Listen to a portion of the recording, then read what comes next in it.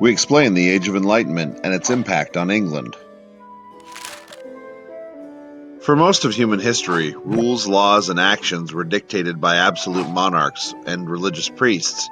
The Renaissance began to change some of that in Europe by moving European thinkers on the secular path to discovering humanism.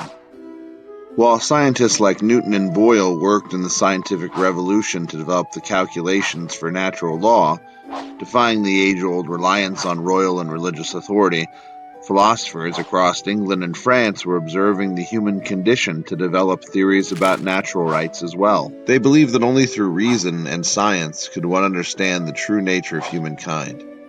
This action and belief did not eliminate Christian influence from Western culture, but a separation of church and state was becoming visible. Much of the Enlightenment philosophy was a response to the rapid events of the Age of Exploration: the Columbian Exchange, slavery, the rise of overseas empires, mercantilism, absolutism, the Reformation, the 30 Years' War, and new tastes in art and literature. In the aftermath of the English Civil War, John Locke and Thomas Hobbes debated the relationship between government and the individual. Hobbes argued that people were generally immoral and that we would need to sacrifice liberty to create a government and a system of harsh law that would protect us from our own worst instincts. Locke pushed for the idea of a limited government that's job was to assist in life, liberty, and the pursuit of property.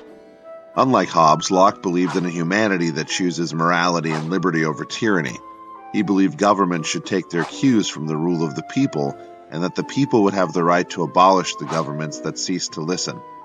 He believed people choose their life paths and that people are armed with natural rights that cannot be taken away. This belief of a government that was based around the self-interest of its citizens also formed the foundation of Adam Smith's belief in a free market system, of limited government, and the economics of free choice. Mary Wollstonecraft, a British writer and mother of Mary Shelley, called for recognition of the self-interest of women. She believed that women should be able to make their own choices against the traditional absolutism of husbands, and also have access to an equal education. The Enlightenment philosophers of England faced less resistance and censorship than their partners in France, having come from a nation with a foundation in citizen speech and court access.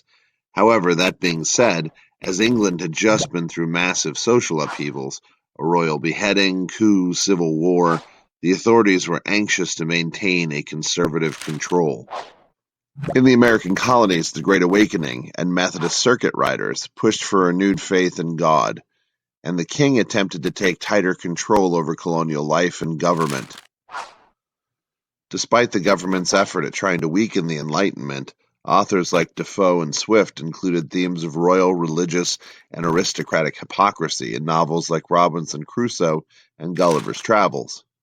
In the colonies, it found its way into thinkers like Paine, Jefferson, Franklin, and Madison. They spread their thoughts through pamphlets up and down the Atlantic, inspiring the future American Revolution.